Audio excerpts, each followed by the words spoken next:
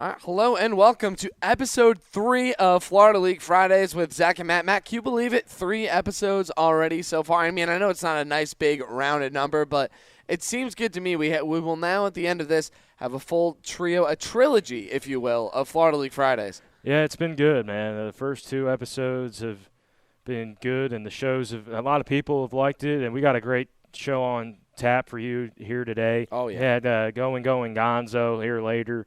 So it's going to be a fun-filled show, man. I'm looking forward to it, and let's get it going. Yeah, let's get it started. So today, you and I called the game together. We called the Lightning and the Diamond Dogs, and we're going to kick off today with our little, go through everything that kind of happened today. I know it's Friday. It might be a little outdated when this drops on Sunday, but I have a feeling, Matt, that this game is going to have a really big impact on, what's going on moving forward. I mean, the Lightning and the Dogs, they traded zeros all the way through the first 6. Nate Henderson was great on the mound. Stone Forcina? Forcina, there we go. I remembered his first name. I was going to say Tate Stone, but I knew it was important to get the second part. Yeah, he was great in the beginning, and then, of course, Leesburg does what they did. I mean, did what they do. There we go. That makes a little more sense. And they really piled it on offensively, and that upped them to 14 wins this season. They're the first team to reach that total and, clinch an above 500 record. And honestly, I know it wasn't a big win necessarily because the Dogs aren't right behind them in the standings, but that was a game that, took a lot of mettle, a lot of wherewithal to get through, and they were able to punch through and get up on top. And I don't know, Matt. That's what I think that this is a big win for Leesburg here today. Well, really, it was a 3-inning game if you think about it. Yeah. After the first 6, they were scoreless, and the Diamond Dogs didn't record a hit. I believe the Lightning had maybe 1 or 2 hits to that point. Arroyo had 2, and the Dogs didn't get one until the 7th. Yeah. Yeah, so it was really a 3-inning game. You look at the 7th inning, and it was Clay Stearns who came through and broke that tie with runners on base, hit that single when the infield was in to get 2 runs across. And then the Diamond Dogs, it was kind of a battle of like what team can do more with 2 outs and no one on. Yeah. Because the Diamond Dogs in the bottom of the 7th inning had bases empty, no one out, or bases empty, 2 outs. Yeah. And got some hits together, got that run across in the 7th, and then Miranda hit one to left, and DeBose threw out, I believe it was Chinar Brown. It was Chinar Brown. And that kind of was huge because it kept the game, a lead for the Lightning. Mm-hmm. That would have tied it at 2. And then in the top of the 8th, when the Lightning needed to get some more insurance runs, which they did, they had the bases empty and 2 out. Yeah. And an error by Clowers in the field allowed DeBose to score. Then the top of the lineup stepped up again, and the Diamond Dogs did a good job the first 2 times up against the top of the lineup. And the third time they just ran out of gas. Zach Camp ran out of gas, and they got racked off some hits. And then Clay Stearns again coming through with another 2-run single was the icing on the cake, really, in that game. But if you think about it, the Diamond Dogs didn't go away because they scored 2 runs there in the bottom of the 9th inning to make it a 6-3 game. But this really was a 3-inning ball game if you think about it. You look what Nate Henderson did on the mound to start for the Lightning. Just absolutely perfection. You got to look at this. 8 Ks, only 1 walk through 5 innings. He was brilliant, and so was really the bullpen. You saw Gleason kind of mix up there in the 9th, but overall really solid performance here by the Lightning all around. Yeah, and Gleason, I mean, he looked really, really good all the way up until the very end of the 9th inning. Because, he bridged the gap very well in the 8th, and then in the 9th came on. His control floundered a little bit, but then they bring in the Leesburg native, Tucker Smith. He comes in, nails down a second save of the season. This Lightning offense, it was so strange to see them, like yesterday against the Loggerheads, just kind of only push across that 1 run. I know it was just 4 innings, but that was a little unusual. And then today, through the first 6, and the Dogs lead the league in extra base hits or doubles at least, if I'm not mistaken. They definitely lead the league in doubles. I know that for a fact. So to see both of them just be so kind of inept through the beginning of the game, it was definitely a credit to the starting pitching. And for the Dogs, this is not a bad loss for them. It's a big win for the Lightning, but it's not a bad loss for the Dogs because they hung around. Yeah, like you said, they hung around the whole game. They came up at the end with 2 outs and a chance to tie the game at the plate. And then, unfortunately for them, Smith comes on and strikes out the final batter of the ball game. But, yeah, this kind of proved that, this is a team that can hang with the big boys here.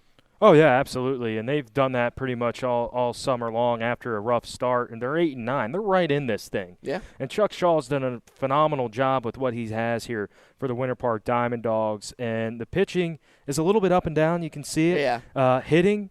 a little bit up and down. Because now let me get this straight. Let me say this.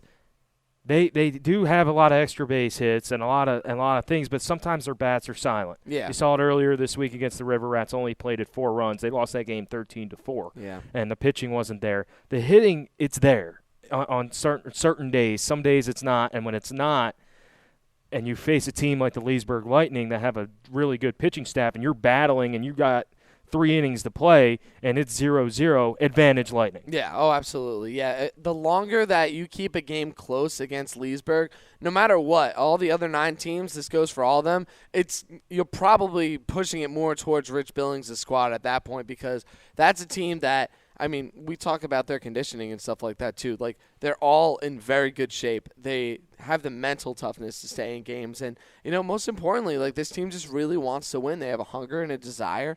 And, that's a big reason why they're atop the standings right now and in first place above the Scorpions. They've just been looking really good as, obviously I cover a lot of their games. They stick around even in that loss against the Rats. They were down 8-2. They came back 8-6, and then they had the winning run at the plate with Alejandro Figueredo, and he hit a hard line drive to right, but it was just caught by, I believe it was Tom Jostin out there in right field. And that ended it. So that's a team that's never out of it, and the Dogs today proved that they might not be a team that's easy to get over either, despite them being a little bit lower in the standings. So let's move over now to the second-place team in the league. We're going to talk about the Scorps that had a big 6-3 victory today against a Winter Garden Squeeze team that's been they've been really, really good lately, and they might be, if not a top 4, maybe even a top 3 team so far. So a big win for the Scorps today. Yeah, it really was, and it was highlighted really by a 5-run second inning. A grand slam from Judd Fabian was the real difference maker, and that was really what happened there in that game. The Squeeze got up 1-0, and they battled there through those 7 innings of play to score 3 runs, and they held the Scorpions in check after that 5-run second. Right. But this team, like you said, this Scorpions team, and we'll talk to Ryan Gonzalez about it later on in the show. They're talented, and they got a lot of different guys that can throw pitch. They got a lot of guys on their top of the lineup that can hit. And I think a lot of Scorpions fans would tell you we're waiting for that lineup to get going. Yeah, that's a lineup that's really like not completely found its sting, to borrow a term from the Scorpions, but they haven't. Yeah, they haven't. This is a collective group. I mean, they're near the bottom of the league in terms of batting average, and I mean, you look at some of the names like Judd Fabian, Reese Albert, Kirby McMullen, Halter's on that list as well, Jake Southern, and you're looking at a group that really should be steamrolling teams at the plate, but they just really haven't been. They haven't got it together and found that cohesion that championship teams are made out of just quite yet. Yeah, and I think that cohesion will come. I mean, we're getting closer to playoff time, so if it doesn't come soon, it's not going to come at all. Right. But here's the thing. This team's very talented, and I'm just going to say this. I think their bats are going to heat up towards the later part of the season, and I think it's going to be key for them. But we're still kind of waiting. You saw what the Lightning did to them earlier, 7-0 shutout. That was a statement win. That was by the Lightning. Huge statement win for That was the a statement win, saying, hey, we understand all the talent you have, but we're going to, punch you in the mouth. Yeah. I mean, that's what they did. And we'll have to see how this Scorpions team fares as the season continues. I think they're going to be just fine. And this was a win against the Squeeze team that has been red hot as of late. And I'm just waiting to see if these bats can roll around, man. Let's get it going. Scorps, let's get the bats rolling a little bit. The pitching's been right there. They're always at the top of the league. But, yeah, that offense is just and it's so interesting because their pitching's been so good that they're right there with the Lightning right now. Yeah, absolutely. I mean, what are they? They're 12-4 to the Lightning's 14-4. Yeah. So they're right behind them at just one game in the standings there. And, yeah, so imagine if this team really gets rolling. That's going to be a really impressive group. But again, until I see those bats going, I'm going to stay put and say that I do believe that the Lightning right now are the best team in the league because they've showed us time after time, and they don't stay cold for very long either. Yeah, I'd agree with that. For right now, from what I've seen from both teams, I haven't really seen the Scorpions or the Lightning that much just because I'm here in Sanford. and watching a bunch of different teams play. But right now, I'd say Lightning a slight edge over the Scorps as well. A, they beat them, and B, their bats are a little bit better right now. The pitching is right there, like you said, neck and neck. You could go either way with both those pitching staffs. Which would surprise a lot of people in the beginning of the season. Yeah. If I were to tell you that the Leesburg Lightning were going to have a pitching staff that was just as good as the Orlando Scorpions, you probably would have laughed me out of the room at the beginning of the year. It's right there, neck and neck. Both those teams' pitching is just spot on. Yeah, you got Sam Bennett, Nathan Henderson. We saw today looked really good. Dylan Kelly's really come into his own, and then the Lightning bullpen. Yep. They're putting it all together. So it's going to be a really tough. We will talk later with Ryan, and we did the interview with him beforehand. So we'll give you a little sneak preview. But we talked a little bit about kind of like tiers in the league. So tier 1 is definitely like the Lightning and the Scorpions, followed by I think the Rats and the Squeeze. They're like I'd say the Rats. It's 1 and 1A. Right, and 1A. Yeah, I'd say like the Rats and Squeeze are 1A or 1B. Or 1B. 1B. So there's a 1A tier, 1B tier, yep. And then there's that big middle, yep. which is going to be so fun to watch. I think. Oh yeah. Down the stretch of the season. I mean, you should be watching this league anyway because it's a blast. If you're at home, but they have really great broadcasters. But if you're not a fan of just intense races. I mean, this is what we expected with the short season. And with the 10 teams. Oh, yeah, because right now the Storm, the Dogs, the Snappers are all within a half game of each other for that 5th and final playoff spot. And then the Squeeze are a game and a half above the Snappers for that one. But that's going to be a brawl right there in the middle. And they all have super important games coming up. And, they're good for different reasons. Like the Dogs are pretty balanced when it comes to all three of them. The Snappers went on that crazy run. And then the Storm, for the most part, that's a team whose pitching is really starting to come into their own. And they're then, like the Scorpions, are a team that their bats have to start flowing if they want to have the success that the lineup assembly really lends itself to. Yeah, I'm looking all 4 of those teams in the middle. I really think the Seminole County Snappers there are one of the better out of that 4 just because their pitching staff's dynamite. You look at the Ross brothers; they've been those guys are incredible. Those guys have been great. Luke Drummond's been phenomenal out of the bullpen. We could talk to Conlon about Luke Drummond all day. Yeah, he's good, and Mike McDaniel has done a great job for the Snappers. I think they're really, really solid, and I think that pitching staff is really good. Another team I'm looking at is the Sanford River Rats. Had a brutal week last week. They really did. Where they only scored 9 runs as a team. This week the offense has been a lot better, but that pitching staff for the Rats is next level good. Mm-hmm. I talked to Josh Montero after a game where Grayson Moore started. This kid's coming right out of high school. He really, right out of high school, and he's mowing people down. And Josh Montero said out of all of his time here in the Florida League, he's never seen somebody right out of high school like Grayson Moore as a pitcher have the success he's had. And I second that. I mean, he's phenomenal, and he gets ahead of hitters, and he like I said, he just mows people down. And that's a team right now. If they can get hot towards the later part of this season, the last 2 or 3 weeks here, or 2 weeks, you don't want to play them. I'm saying that right now. Watch out for the Sanford River Rats and the Seminole County Snappers being a sneaky team in there that really can get something going. I mean, the Rats have beat the Lightning twice this season, and a lot of it by merit of their pitching staff. What do you think the biggest thing in those games have been? Because you've seen both those games. Like for that, has it just been they've gotten up to early leads or? I mean, that always helps. When you get out ahead of anybody, it's great. And when you put pressure on another team to kind of force at bats a little bit too much, I mean, that's something that the Lightning don't typically fall into. But, it frustrates teams moving forward. I mean, they were able to stick around, but the pitching of the Rats was very good in the beginning of both of those ball games. They allowed 2 runs in the first time against the Lightning, I believe, and then 6 runs the next time. But it was only 2 for most of the game, and then it was there at the end. The Lightning started to come around a little bit. No, but the Rats' offense, when they get off to a good start, they build a lot of momentum because their pitchers do a good job, the Rats, of taking that and running with it. And just making it very difficult. They pitch with so much confidence when they have a lead. Yeah, that's the thing. They got to get that lead, though. Yeah. And once they get that lead, it's game on. Yeah, it's game on. You know I know you wanted to say over, but it's game on. It's game. It really is. It's when they get that pitching going and they have a lead, man. It's tough for teams to come back. But I'm looking at that team being like looking at the Rats being, all right, Yeah. Lightning and Scorbs, we know they're up the top, but don't forget about that Rat squad. No, because they were right there before last week. Yep. So, Matt, to put you on the spot here, because it's always fun to put people on the spot in live radio, or in this case, pre-recorded radio, if you had to pick one team, and I think I know the answer, out of the Snappers, the Dogs, or the Storm right now today to be in that 5 spot in the playoffs, who would it be? 5 spot? Probably. Yeah. I'm going Snappers. I just think their pitching staff out of those 4 teams, because I think the Squeeze are going to be the fourth team. I think they might be too, yeah. I think the Squeeze are going to be the 4th team. I'm going to go Snappers 5. Winter Park, they kind of are up and down these last few weeks. They're playing 500 ball. Yeah. One day they're above, the next day they're not. And the Snappers. If we could start seeing some Snappers Winter Park games, buckle up, man. Oh, those are going to be buckle incredible. up, because that 5 seed is going to be there.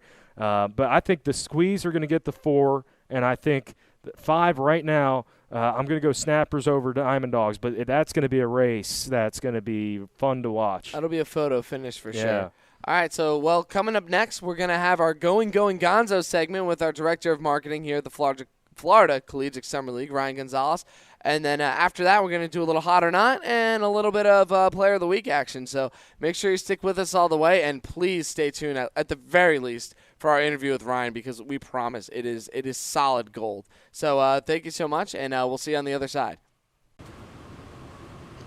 Welcome back to Florida League Fridays with Zach and Matt. And now, Matt, it's time for a segment we've been planning since day one of this podcast. It is time for Going Gonzo. Here's our Director of Marketing for the Florida Collegiate Summer League, Ryan Gonzalez. Ryan, how you doing today? I'm doing pretty good, man. How are you doing today, Zach? Matt? I'm feeling good, man. Glad to have you on. I'm excited for this segment. I've been looking forward to this segment. Oh, yeah. For a long time. But, Zach, you want to open up here? Well, I mean, this segment's really Matt's baby. I mean, he came up with this in week 1. And yeah, I did. It's a real treat to finally have you on the show today. We had Conlon come in, and then we kind of kept the theme with Bye Bye Birdsall, and then we have Going Gonzo. And now I really hope – I'm just hoping that we can have a name for somebody else. Do you have any ideas for another segment name, Ryan? I don't, but Going Gonzo. So I've thought about starting a baseball podcast a few times, Ooh. And my biggest thing is I have no idea what the name would be. Going Gonzo's perfection. There it is. There it is. Hey. Whenever I did play, my 2 nicknames were Rhino or Gonzo. Oh, That's there what you go. everyone called me. So it's perfection. I love it. That's perfect. I love it. So I'll make sure to give you all the credit when I get that going in like 20 years. Thank you very much. And you have a show going right now. It's the Florida Collegiate Summer League update show on Wednesdays. You had me on Wednesday, which was a total blast. I loved coming on, talking about the Lightning. But tell us a little bit about that show and kind of plug it if you want to, because obviously this is a major cross-promotion opportunity right here. Oh, yeah, without a doubt. So the Florida League update it's something that I thought would be good to get some highlights out there for the first time we have Flow Sports streaming our games. So everybody, it doesn't matter where you are in the world, you can literally watch Florida Collegiate Summer League Baseball. That's right. And that's because of Flow Sports. So I figure what's a good way to get some highlights out there besides just our usual Twitter or Instagram or Facebook plugs for it. Let's create an actual show of highlights, but let's dive deeper into that. So let's go a little bit of the Sports Center route. Let's do with highlights. Let's get in some interviews. You were my first interview that I've been able to have. I appreciate that. But we've even had pre-recorded segments where you've interviewed players of the week. You've done that. We've had Kyron do the same thing. Eventually, I want to get coaches and players on there, but with social distancing and the pandemic and everything, it's taking a little bit longer to get some of those things going because you want to do those things effectively, but social distancing can make that a little challenging. Right. So there's some more ideas that I'm tinkering with, but even things like the standings, we just unveiled our playoff format for this year. So it's a good time. Definitely been a unique year this year for the league, and let's talk about all the opportunities that this league has had. A lot of other of the collegiate leagues have, closed their doors, shut down because of the pandemic. We were able to keep it going. Kind of describe to us what kind of opportunities you've been able to take advantage of because we've been one of the only leagues really in the country that have been running. Yeah, so one of my big things for this year with the pandemic, and especially when we got the approval that, yes, we can move ahead, with so many leagues closing. I'm like, okay, we need to knock this out of the park. I mean, at the time, we didn't even know if Major League Baseball was going to have a season. Right. We were legitimately some of the only baseball going on the entire planet. And so I wanted to make sure we took advantage of that. So the Flow Sports deal was very big to get people to be able to watch live baseball. I mean, you had the KBO going on ESPN at 5 a.m. in the morning. Yeah, it's a tough time. Let's get baseball going for people to watch at a normal time. Doing things on social media has been huge. We've had our biggest engagement numbers ever in league history, and that's because we're only 3.5 weeks in. So that's been huge. Social media has really been big for that, and so those have been my two biggest things. Make sure people can watch, and then get all the content they can on all platforms. All right, I'm going to kind of go on that social media route here, Ryan. You worked for the Houston Astros, did a lot of their social media. And from working in this league last year to now, I've seen like a massive jump there in the social media things, just with the pictures, the cool videos and everything, the live tweeting and everything. What have you seen that you've liked from the social media aspect of every team in the league? Well, one thing about the social media team this year is they've really hit a good stride. You know, one thing that's been really fun is seeing each of the social media team just grow. And really quickly at that. I mean, this season it's a sprint, and in a normal Florida League season, we play 40 games in over 2 months. We're playing 30 games in essentially a month, a little bit more than that, but that's what it comes down to. So, really, me taking them under my wing for the first few days of the season, showing them how to do things, sitting in the dugout with them, showing them where to when's a good time to take video, when's a good time to take pictures. I mean, one thing that I've been lucky about is they're all fantastic photographers, and that goes a long way. Anyone can take a picture with an iPhone, but not everyone can take a good quality picture for a camera or with a camera. And so that's one thing that a lot of Major League Baseball teams do very well. When I first started in my role with Major League Baseball and the Astros, cell phone photos were fine. But that evolved really quick, and yeah, sure. And we want to do the same thing here, and then that's what I'm bringing to the table. I want high quality content. Rather have quality over quantity for sure. Well, talking about quality, I mean, we have two social media interns with us right now. Madison Faulkner's got the shot of you right now, and Julia Gardner set up our beautiful 2-shot there with her Canon camera, or is that a Nikon? I can't say. It's a Nikon. It's not a Canon. I saw the 5 letters and the O-N at the end, and it was very tricky to decipher. But yeah, good quality stuff here. And let's talk about the quality plague that's been going on in the league. It's been a big fight at the top of the standings, and I know you and I yesterday were talking a lot about the fight in the middle. So tell us a little bit more about that race for like the 4 and 5 seed a little bit, and what teams you think could rise to the top in the next week or so. Yeah, so as you kind of said, we almost have some tiers going on this summer, which is fantastic. We have 10 teams for the first time ever. So at the top, you know, you have the Lightning, Scorpions, and they're kind of like the main two. The River Rats were up there for a while, but they kind of had a bad week last week, so they kind of fell down to that middle tier, but they have all the talent in the world to do well, as a lot of these teams do. It's just a matter of gelling at the right time. But below those 3 that I mentioned, yeah, the Winter Garden Squeeze, where they've really come into their own over the last couple of weeks. I know that they either lost to the Scorpions earlier today. They were at least losing late in that game, but they've really taken a big turn. I think they were in 8th at one point in the season, and now they're up to tied for 3rd with the Rats. So I can see them making a run for the playoffs. The Snappers had a really big hot streak.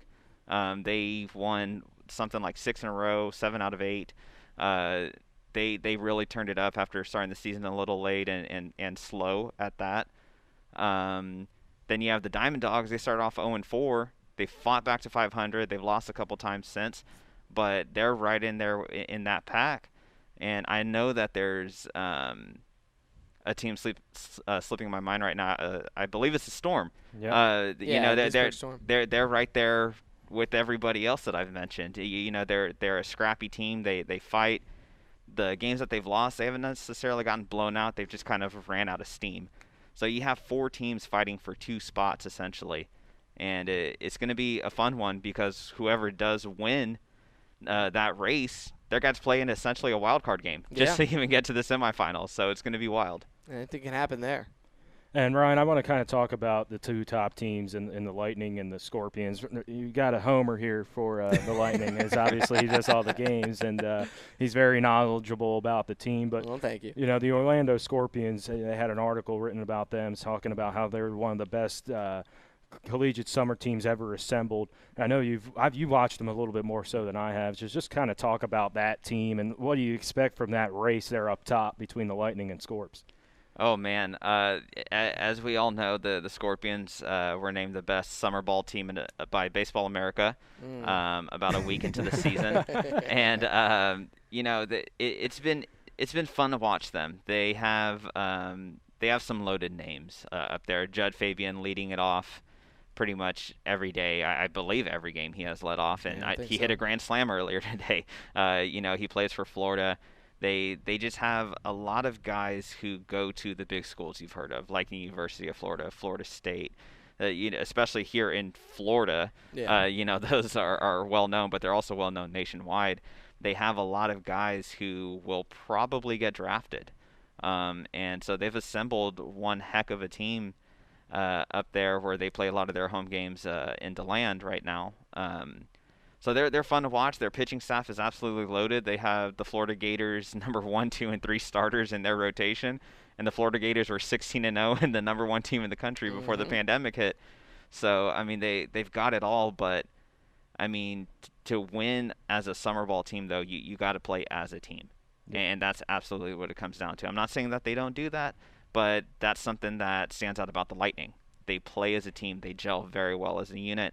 And when the Scorpions went up to Leesburg this week, they got punched in the mouth. Yes, they did. And so it's a matter of seeing how are they going to respond, because there's a very, very good chance that they're going to play each other in August. And they are going to play each other in August. August 3rd is the next matchup, and then possibly, I believe you might have been alluding to, would be that championship series. And I couldn't think of a better matchup, like not just as a person that, you know, covers the Lightning and things like that, but to me, those are, like you talked about the tiers, that seems to have been the cream that's risen to the crop here.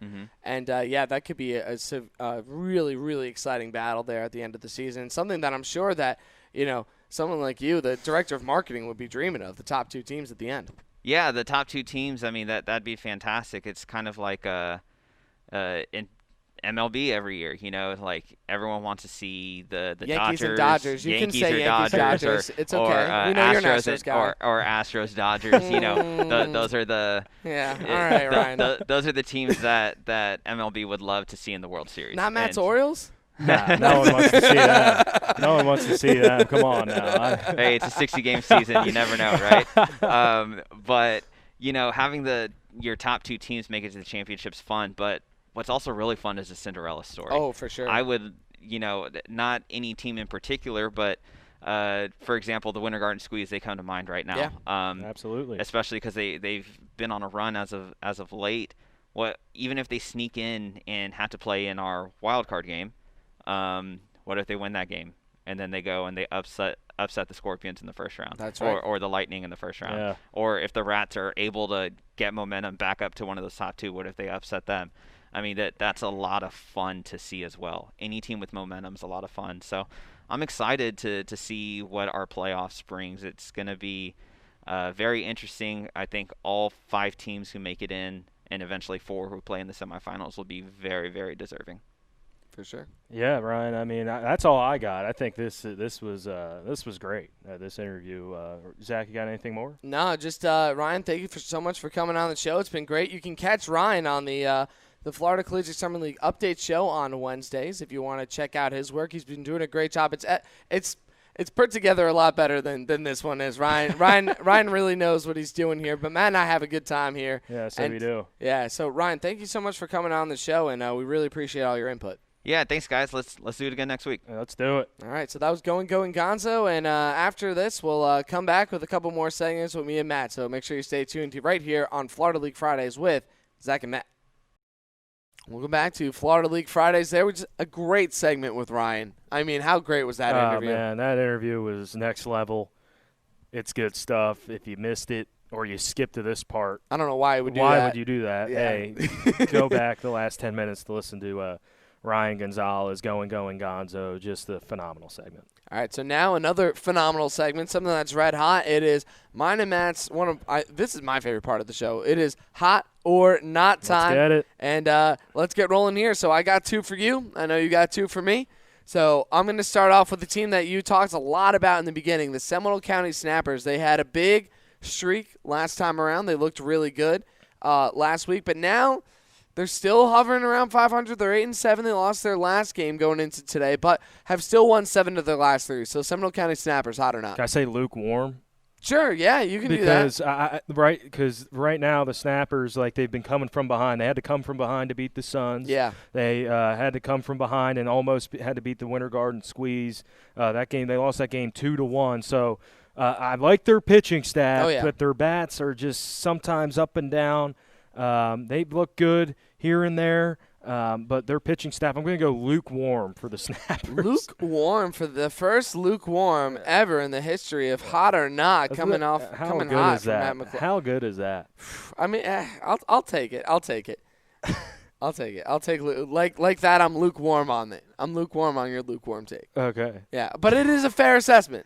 It's fair about how they've played. Yeah, it's just like I don't like. You know what I mean? No, I gotcha. Okay. So what's your first one you have for me? I got one for you. I got you the Winter Garden Squeeze.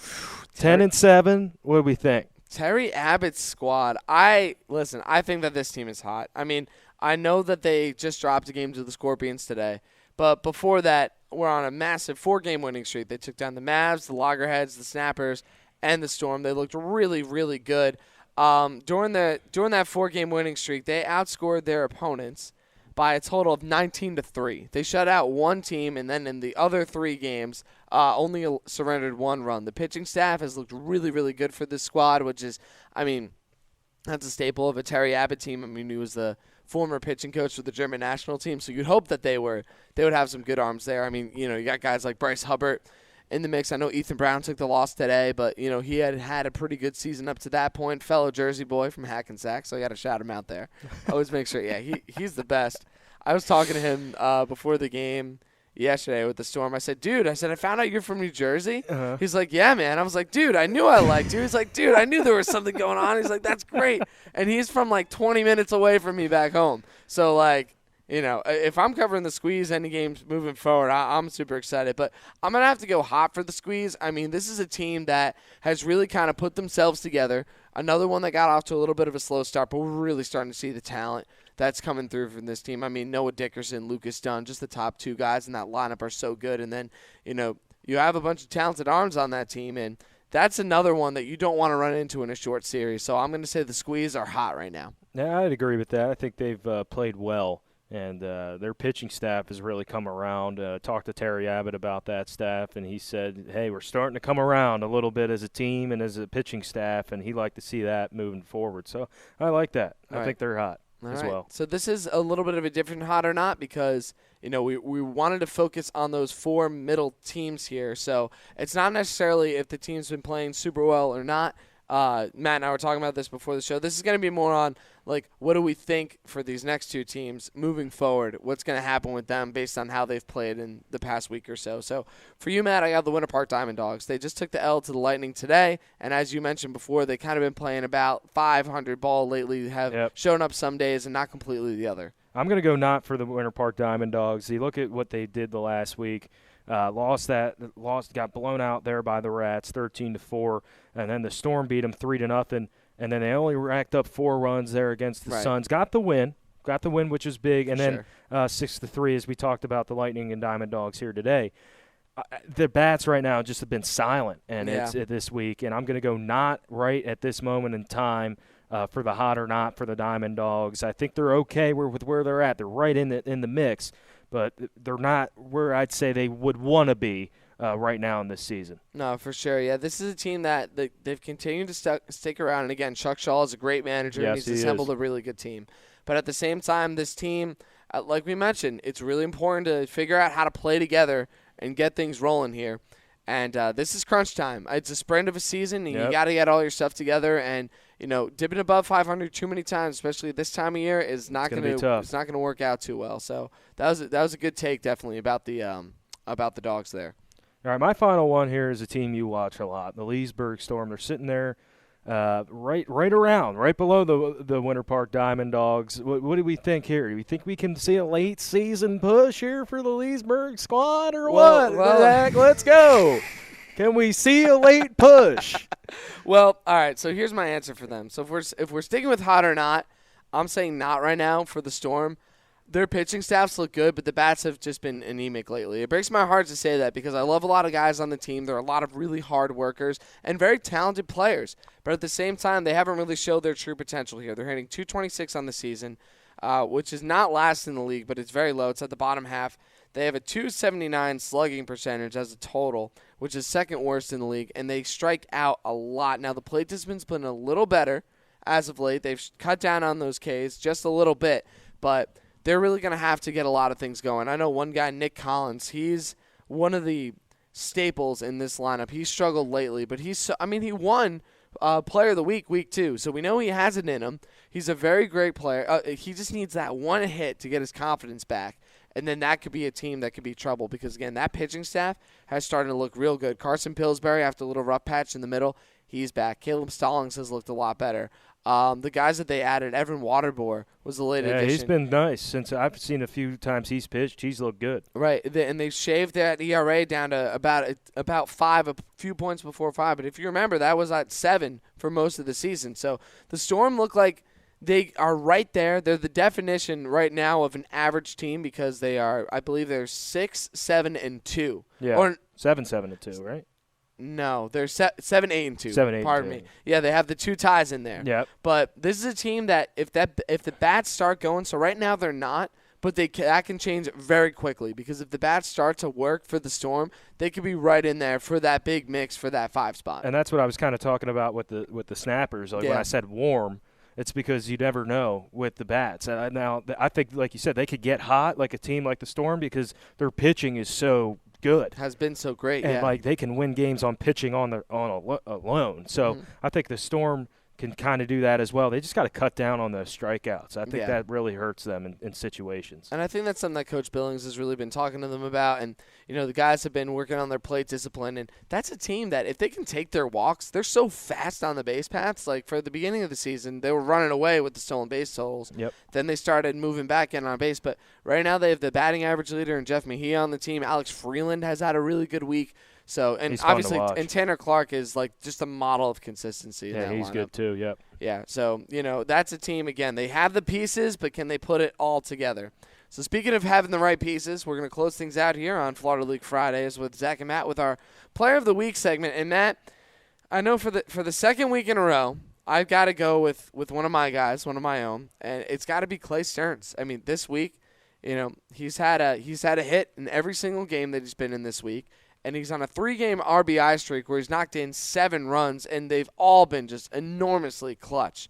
So, he had a game, obviously, against the Logs, which was the only one that was driven in. And he had a couple against the Squirps. And then a big 4 spot again today against the Dogs. Like, not to say he's carried the offense because that offense has so many working pieces, but he's really stood out. Yep. And I don't know how, at least offensively, you couldn't give it to Clay right now. He's been just enormous for this ball club, and I'm nominating him definitely for at least the Lightning Player of the Week. Well, for sure. Well, I think that's a very good choice because he's looked really well. But I think somebody that deserves a look and who's going to be my player of the week is Josh Crouch from the Sanford River Rats. He's good too. Yeah. Well, he's had a great week. Yeah, I tell you what, right now, 6 for 13, 462 average, a double and a triple, a home run, 4 RBIs. He almost hit for the cycle against the Winter Park Diamond Dogs here, people. I mean, this guy he missed by a double though, right? It was bizarre, right? He thought he got it. Oh yeah. He thought he got it. He was standing at second base, thought he got it, but it was a single right back up the middle. And the throw came home, and he broke for second. Oh, man. So, I think somebody told him after the game that he didn't get it. But this guy right now, I've been waiting for him to kind of get out of it a little bit. He struggled in the beginning. Right. And now you're starting to see the bat heat up for Josh Crouch. I mean, this is his third year in the league. He's hit over 300 both times he's been in the league. Right. This guy can hit. and we were waiting for it, and it's coming. It's coming right now. Love to see it from him. I think he's going to be huge for this lineup moving forward. He jumped up to third on the team in batting average after that horrendous start, where now he's sitting at 294, which is third on the team now. I mean, that's crazy. So this guy right now is looking good, and I think for the Rats to keep moving forward and make a run at this thing, he's going to have to be a big piece because he's moved up to the top of the lineup now, and now you want to start seeing him produce. Here's the time, Josh Crouch. I think he's my player of the week, but Clay Stearns has been phenomenal. Right. It's going to be a tight race. Yeah. I think it'll end up being between those two guys when it comes to the league selecting. Yeah. I think. But, yeah, between you and me, I think the two catchers have been so good. It's got to be. Hey, the week of the catchers here in the Florida League. It really has been. They've both been so good. And not to mention, though, of course, you got Crouch's arm as well. That factors in.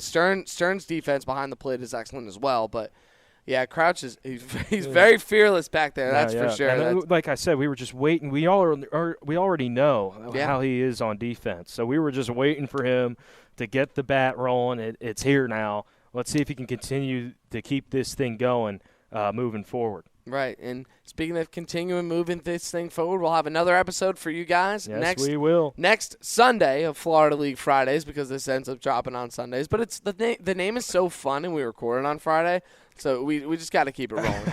I think it's been a lot of fun. But, always a great episode with you, of course, Matt. Ryan was great today. Oh, yeah. Well, thanks, Ryan. I mean, that's all I got to say. Yeah. He was the interview. Again, if you haven't listened to the interview, go back and listen to it. Give it a listen. Pop on the old headphones. Listen to it. It's 13 minutes. Check it out. It's fire. It's pure gold. I mean, he's the director of marketing for – I think we've got to be the most exciting summer league that's happening right now. Oh, for sure, man. We're here. We got Florida League Fridays every Sunday. Yeah, absolutely. Games every 2 days. There's no off days here in the Florida League. No, people. If there's an off day, we figure it out. Keep this thing rolling. Let's keep it going. Matt, I love doing the show with you, man. This is a great stuff, time. Man. We're going to have so much fun for down the stretch of the season. But absolutely. Just big thank yous to everyone. Madison Faulkner for recording the interview. Julia Gardner for helping direct here, letting us use her Nikon camera. No iPad. I know. My iPad's right here. This was the camera that we used for the beginning, and it was garbage. This is great for so many things. Upped it up, people. It's not being propped up by hand sanitizer this time. I mean, the production value is going up, the quality of play in the league's going up, and hopefully our viewership continues to go up because this is an exciting podcast, this is an exciting league, and we're just having a ton of fun doing it. So thank you so much for tuning in. This has been Florida League Fridays with Zach and Matt. We'll see you next time, and stay frosty out there.